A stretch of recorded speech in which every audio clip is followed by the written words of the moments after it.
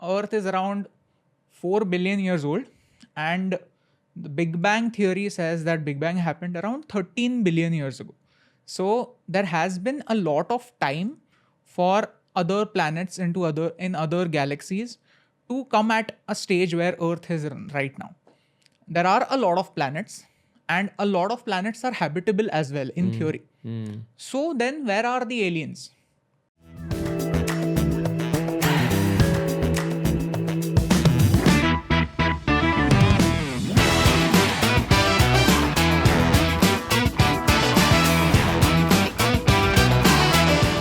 My brother Abhiraj from Abhi Niyu. Hello, how are you? Good, bro. I kind of put out a story a month ago on my Instagram saying, hey, does anyone here want to talk about outer space and the oceans? And Niyu messaged me from Abhi and Niyu saying that, hey, I love the oceans. I can talk about the oceans. And Abhi can talk about space. So, Oh, okay, that's where you got the idea. I was wondering, I never share anything about what I think about the space, what I think about space exploration and all this science fiction stuff anywhere. I don't reveal my this personal hobby, personal interest anywhere. So how did this guy know about it? Okay. So there is a mole in my okay. That's right. And we just finished recording a great episode about the oceans with Niyu. So I've got to ask you, man, like I'm also a science fiction mad fan. Like I've been into Cosmos. I've been into obviously all the regulars like Star Wars. Interstellar had such a huge impact on my life. What's one or two shocking things you know about outer space that will just blow people's minds off? The greatest thing that blows people's mind off is that the space itself is expanding.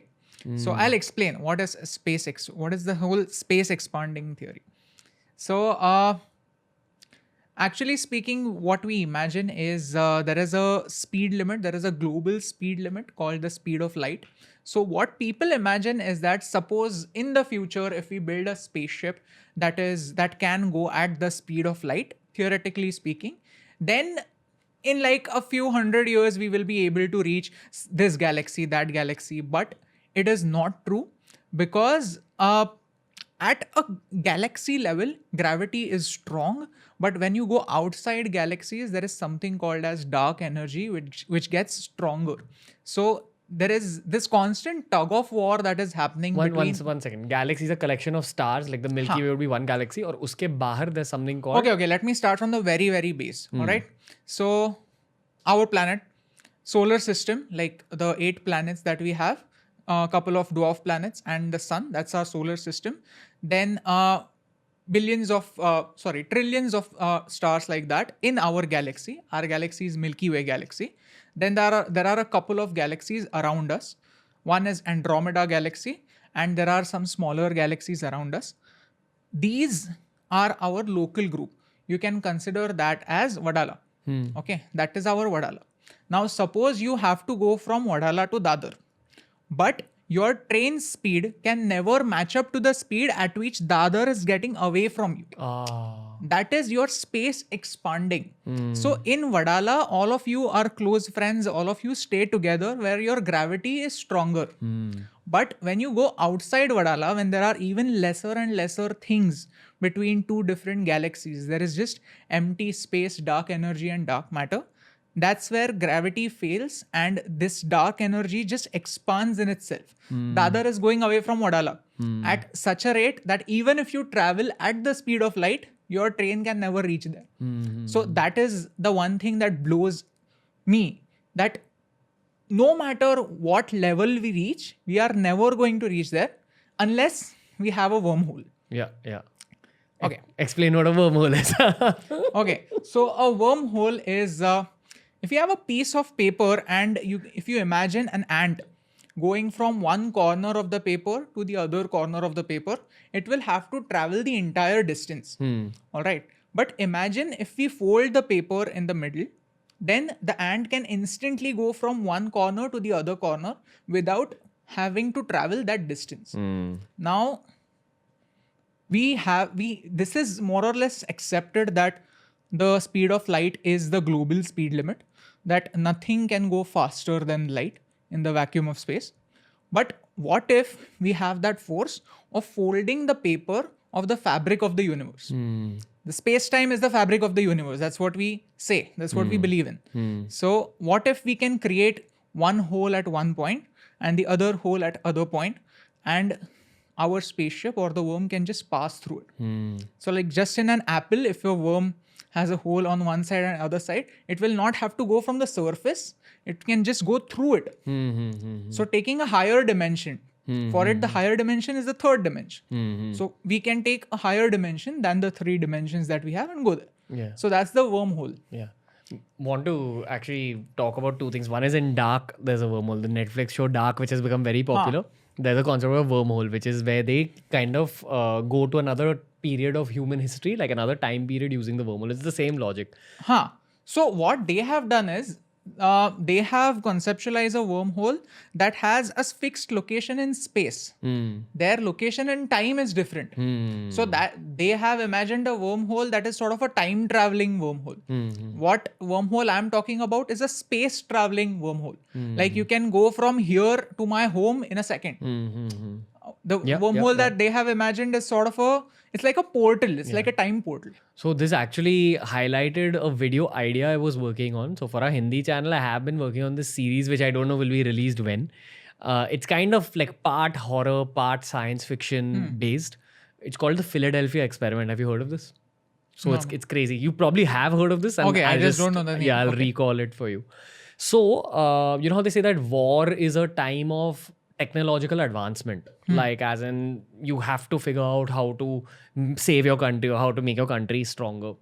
So America had basically so-called hired Einstein to develop technologies which will help them become better at war. So Einstein came up with a mathematical equation. He found the proof for a mathematical equation that I don't remember what it was called. I don't remember details of it, but it was something along the lines of most human beings think that only gravity and electromagnetism are the 2 overarching forces over man or over our existence on this planet. But there are actually 2 more forces which people don't speak about, and that is the force of time and the force of space. Okay. Which means that while gravity and electromagnetism can be measured and changed, the same thing applies to time and space. Okay. And that equation showed a link between gravity, electromagnetism, time, and space. And the outcome of it, using that equation, he was able to develop some kind of a technology. Again, I'm explaining it in an extremely raw manner, but this is what... layman. Yeah. So using that equation, he developed a device which he used in layman's terms to make objects disappear. So he could make like an apple disappear. They could make small objects disappear.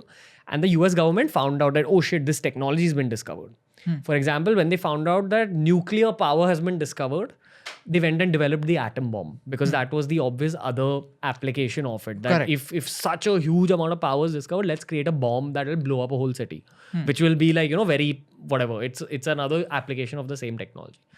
So Einstein was hesitant about this particular piece of technology because he knew that it could have bad repercussions, but no one knew exactly what the repercussions could be. Okay. So the experiments on this technology had some successes where they were able to make some small object disappear.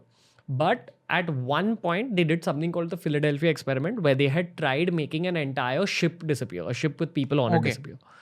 And the conspiracy or the urban legend says that the ship actually disappeared with all its people for about 10 seconds. And it reappeared then in the same spot. But when it reappeared, there was and while it was disappearing and when it reappeared, there was a green mist that had formed around the ship. Okay. When it reappeared, every single crew member on the ship had either gone mad, had died, or was found half attached to the metal inside the ship. And they were like screaming in pain and agony. Okay. And the other part of the urban legend says that when these people were asked about that, where did you all go for 10 seconds? They couldn't even speak properly. And some said that we just went to hell and came back. So Einstein apparently sent them to another dimension. And that's why he was hesitant about this whole process, because he had opened up a wormhole to hell. Okay. Now, the US government actually denies claims that this ever happened. I think someone in the British film industry tried making a movie on it. There is a movie called The Philadelphia Experiment. And the US government had called up the director and producer and had threatened them that don't release this movie. And it's this whole classified experiment and all that. And they also had a lot of people come up over time, people who were former agents of the US government, some people who were on location where the Philadelphia experiment was happening. And they said that, yeah, we actually saw this happening. And a few of them, again, as you can guess, they were found dead later. So, like this is one Cover up. Yeah, massive conspiracy that's attached, and no one knows whether it happened or not. It also shows the power of governments in general all over the world, like how much power a certain small group of people can have True. in order to even erase bits of history. So this is another application of the wormhole and science fiction in general. Yeah. So, what do you plan to do with the Philadelphia? I think we were talking about wormholes, Yeah. and it's the same. So the logic of wormholes comes out of a similar equation that we were talking about. That as in, we know in theory that there does exist a wormhole. We know in theory that a black hole is an opening to another dimension. So now the actual name of a wormhole is Einstein-Rosenberg bridge. So Okay. it's actually a bridge between 2 points in space, or in dark, it's 2 points in time. Dark is completely like a science fiction level. So let's not go there. But black holes. Now, black holes are so mysterious that around 100 years ago, Einstein came up with a concept of black hole where all the rules fail. But we did not have a proof that a black hole exists till last year. Okay. We did not have a proof that black holes exist till last year. Last year in April, we got the first actual photo of a black hole. And it's like a blurry photo, or it just looks like if you keep your coffee mug somewhere and you get that small patch, it looks like that. It's a very blurry photo because it's so far away. So we got the proof right now. So now what is the link between a black hole and a wormhole? Because we don't know what is inside a black hole, some people think that what happens to all that matter that goes inside a black hole. Some people just think that, okay, let's start from the very beginning. Okay, how does a black hole form? Let's start from that. So stars form because of gravity. Like there is this huge cloud. Imagine a huge cloud of dust that just comes together because of gravity. And when it comes together because of gravity, it's majorly hydrogen that is fusing into helium. And some elements are being formed.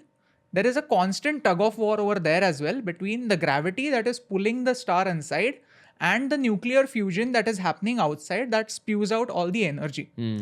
So what happens is this fusion keeps happening inside the star till one point after which star has iron in it. And iron does not fuse with anything else. So the star just grows heavier and heavier inside. And there are two cases over here. One case is that the outside force, the nuclear fusion that is happening, that overpowers gravity and the star explodes in a supernova. Or the gravity wins and the star implodes into a black hole. So now what is a black hole and what is the why do we call it black? Firstly, so imagine a rocket that has to launch from Earth. There is a certain speed at which it has to go up. That is called as escape velocity. So if the escape velocity of any star or any object exceeds the speed of light. One second. Escape velocity is the amount of velocity that an object needs to escape the gravitational pull. Yeah, the rocket has to go up and sideways really, really fast. So how fast does it have to go to enter into orbit? To leave the planet or whatever. First, any rocket enters into orbit. It starts orbiting around a planet and then it slingshots from the planet. It takes energy. I mean, at one point of time, it just uses that energy to go into another direction. That's how rockets go. And that's how rockets land as well. So Chandrayaan also did not land like this. It first started revolving around moon.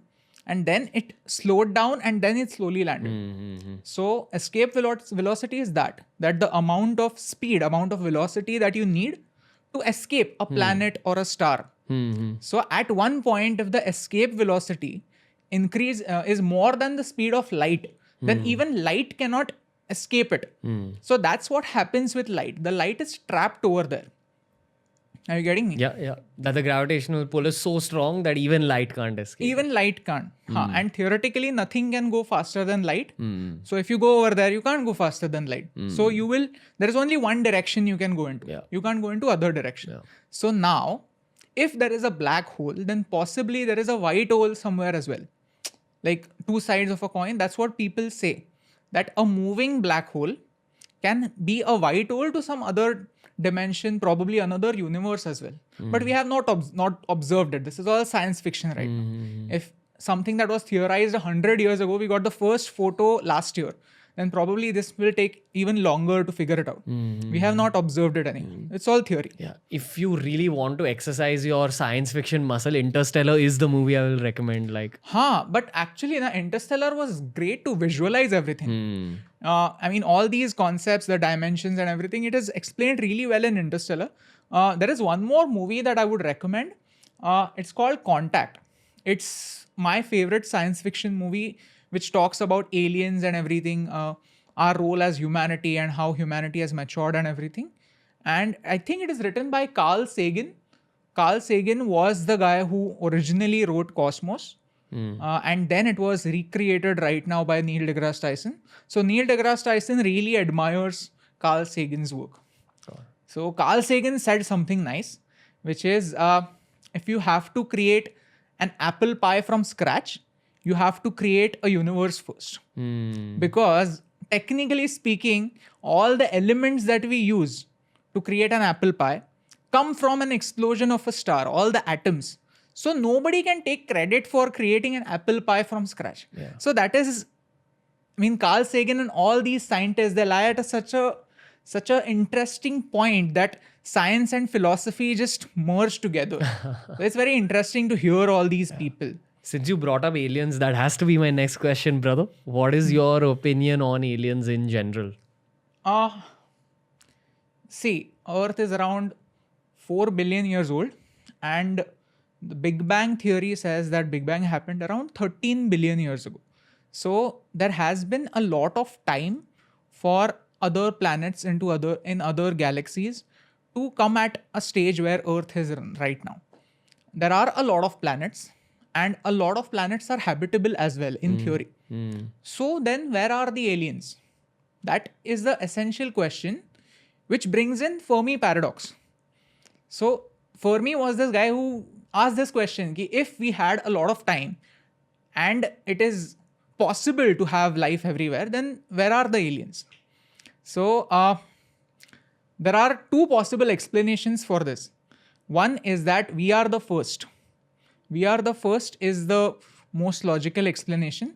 Or there have been many alien species before who are either not intelligent aliens. I mean, they are like dinosaurs. Their priorities are different. Their priorities majorly survival and getting at the top of the food chain, and not our other things like exploration and cultural needs and everything like that. So there are two possibilities of aliens. Either we are the first and that's why there are no other aliens, the space is not overcrowded with other spaceships and everything.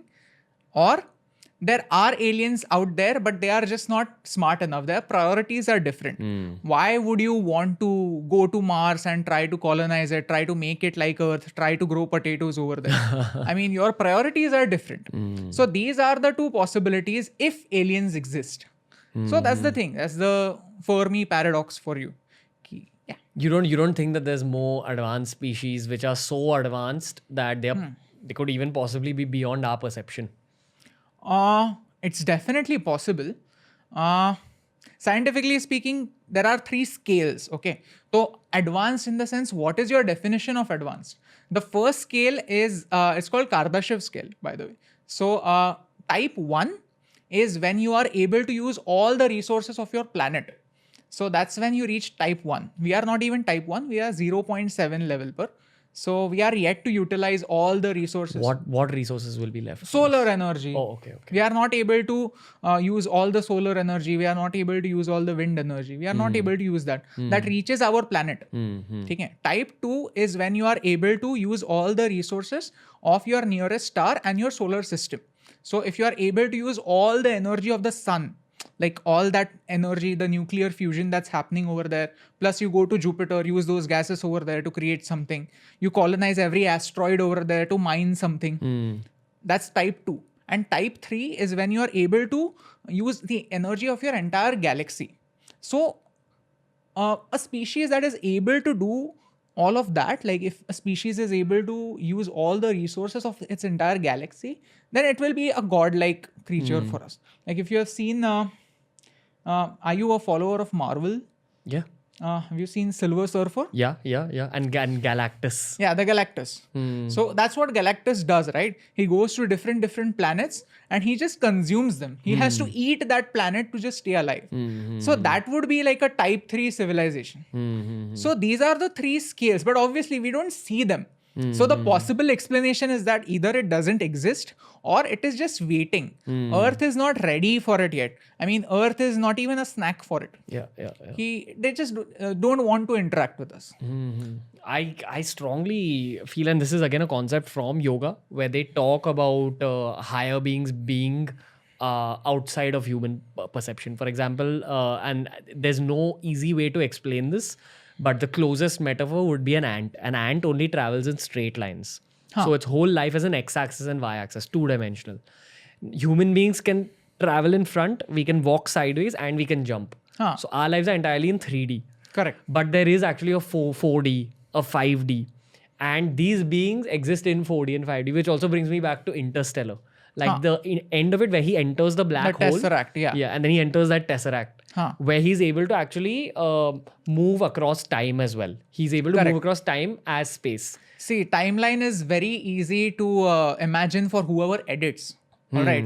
Basically, if you edit, then you can definitely add a certain image over here. It has happened in the past, but you can add an image over there because you are sort of traveling in the 4th dimension. That is the 4th dimension. Yeah. The 4th dimension is time. That just the way you are able to, walk ahead, sideways, and up.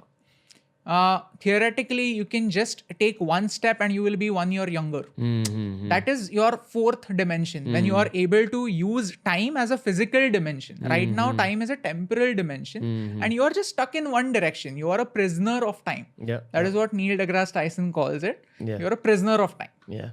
The world of yoga does talk about going beyond this concept, as in being able to traverse through time as well. But that's after you reach a certain level of spiritual advancement, and which is shit I can't actually openly talk about on the podcast, but it's in a lot of the spiritual books I've read. Yeah, definitely. See, basically, again, moving from science to philosophy, a lot of people believe that whatever happens, I mean, I'll give you an example so then it will be better for you to understand. I always has this conception in my head that I have this cousin who's really rich, who has a really beautiful house, and I had not visited his house for around 5-6 years.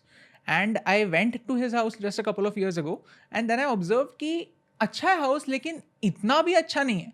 So my memory was sort of manipulating me into believing that his house is superior to everything else that I have seen. So I was manipulating my past as well. So by manipulating your memories, you might be able to manipulate your experience of the past. Probably that is what yogis might be into. You're able to manipulate your experience of the present also by manipulating your experience of the past. Yes, because we are comparing, right? Yeah. We are comparing everything. We are comparing our past. We are comparing our present and our future. Yeah. So, here's the issue with people who are absolute men of science, as they call it. There's nothing wrong with it. You're a number-backed person. I'm a number-backed person because of my profession. And there's nothing wrong with being number-backed and science-backed. But what I don't enjoy is where people will switch off the entire faculty of perceiving things when it goes beyond a certain point of their perception. For example, this concept you just spoke about, that through visualization, which is also what Jai Shetty spoke about, by the way. Okay. You're able to visualize your past moment, something that's gone wrong in your past, and relive that scenario again and again and again, till when you come back in your meditation in the present and you realize, oh, okay, That's what went wrong. Cool. Now I've made peace with it. Now the concept of yoga talks about the stronger your visualization gets, the stronger your belief in that process gets, the better the effects of that process of actually going to the past, changing things and coming back. Where Correct. it eventually reaches a point where you're able to control your astral body and you're actually allowed to traverse through time, change things and come back. Which is also what I felt in my ayahuasca experience. Like I've had an ayahuasca experience where I felt like I was sort of, for lack of a better word, time traveling. Now, people who are listening to this podcast till this point, most of them will be like, oh, cool, this is fascinating. There will always be a group of people who will be like, hey, kuch bhi bolta hai. Like, this is like, but when you reach that point of kuch bhi bolta hai, just keep in mind that true knowledge is knowing you know nothing. Yeah, of course. Even human beings and science by itself has a long way to go. Like, we have too much to discover. Of course. There is this theory as well, which is called as the knowledge and confidence curve. All right, I'll send you that image. You can put it over here for people to notice. So when your knowledge is close to nothing, you are really confident because you don't even know what is there to know about. Then slowly you start gaining knowledge and your confidence just dips because you are overwhelmed with there is so much to know about. And then there is like this Nike swoosh that as your knowledge increases, your confidence increases, but you start getting so humble that you never reach that overconfident, stupid phase. That because there is always more to know about. I mean, imagine like a circle. Imagine a circle and your diameter is your knowledge, but the circumference will always be greater than your diameter.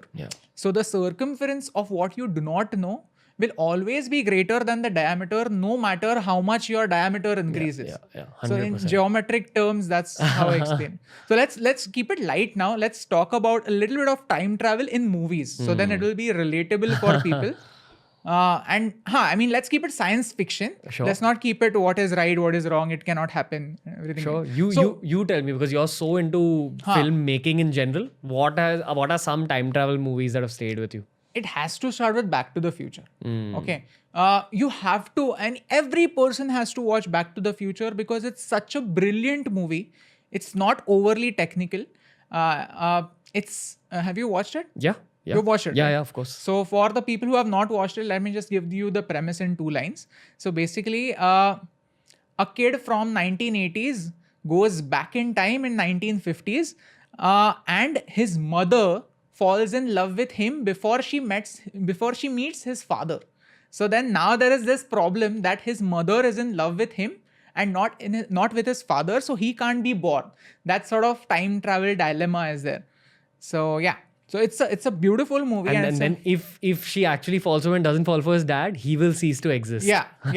So that's another way of time travel where your whatever is happening in your future is also affecting your past. So yeah, all of these are theories. All of these are theories. All right. There is one theory called grandfather paradox as well, which says that if you go back in time and if you kill your grandfather before your father is born, then who killed your grandfather if you are not born? So that sort of grandfather paradox is there. But can I also ask you about alien-based movies which you thought were sort of realistic? Contact, the one I spoke about. Then there is this movie called Arrival, which is not a cup of tea for everybody. But for film buffs, it's a very interesting film because it tries to solve a basic problem of communication. Okay. I mean, an alien being, we just assume that talking, orally is how we communicate. Verbally is how we communicate. But what if the alien species that lands over here does not like to communicate verbally? For example, dogs sniff really well. Like their sense of smell is really higher than ours. So we can't even imagine, but they don't see it that well. They see, I think they're colorblind or they see in black and white or something like that. They see in black and white. Yeah. So for us, visual stuff is really important. We emphasize a lot on colors, but if dogs were in charge of this planet, they would not emphasize on colors. They would emphasize on the sense of smell. So that is the stuff that it tries to address, that how we would communicate. First, they establish what is yes, what is no, and stuff like that. It's a very technical movie and it's a very interesting movie as well, but not everybody's cup of tea. Here's an observation. I've seen that a lot of people who dislike science fiction as a concept or dislike science fiction movies are often also arrogant. Like, I feel like you need a certain level of humility to even perceive this reality. So I've heard a lot of people say that I hate science fiction because it's too far-fetched. What, this shit doesn't exist. And again, they have overcome that curve you were talking about. As in, their confidence levels are way too high compared to the amount of knowledge. But go on. Yeah. So these two movies, Aliens, right? Of course, Star Wars, but then it's more like fantasy. It's more like it's more like fantasy. Star Trek actually as a series, it has a lot of concepts. Like actually, this wormhole, this concept, it somewhat stemmed from Star Wars as well. Earlier, Star it Trek? Star Trek. Yeah, Star Trek. So yeah. Top of my mind, these two movies, I mean, these are like at the top of my list. Interstellar is good, but at certain levels, Interstellar failed me. Like the whole love explanation, like love transcends everything. And it wasn't, I was not able to digest that. But Interstellar is a really good movie in a lot of aspects. But they were, so I read Christopher Nolan actually went into the deep mathematics of things to just explain it visually on screen. Ki kaise dikhega, kya hoga. So, I think Kip Thorne is one of the scientists who actually worked on that film. He is an actual scientist who sort of imagined that, yes, black hole would look like this. And now as we have a picture, it is somewhat close to it. So it's a great achievement. 100%. So now that we've reached the end of this episode, I just want to thank you, Abhi. While I would have loved to speak even more about aliens, maybe that's for another episode. Sure. And is there any other signing off notes that you would like to give? Because you're a content creator who reads a lot. So just in terms of science, in terms of knowledge, in terms of what you know about space, what would you like to tell people? Watch Kurzgesagt videos on YouTube. Watch Vsauce, although he does not make a lot of videos anymore. But then I have learned a lot from Vsauce. And yeah, there are lots of science related video creators, video makers out there. And of course, do not diss on science fiction, because a lot of stuff that we see right now that is turning into reality, for example, the photo that we have of a black hole, it is very close to the imagination of all these mathematicians and theoretical physicists. So do not diss on them. Just consider it as a possibility, because ultimately it's about accepting what we don't know. Beautiful. Thank you, brother. I'll be linking all of Abhi's handles down below. Make sure you go follow, make sure you go subscribe. And until next time, we'll come back with a beautiful topic, maybe from the realms of science fiction again. Thank you, brother. All right. Thank you so much.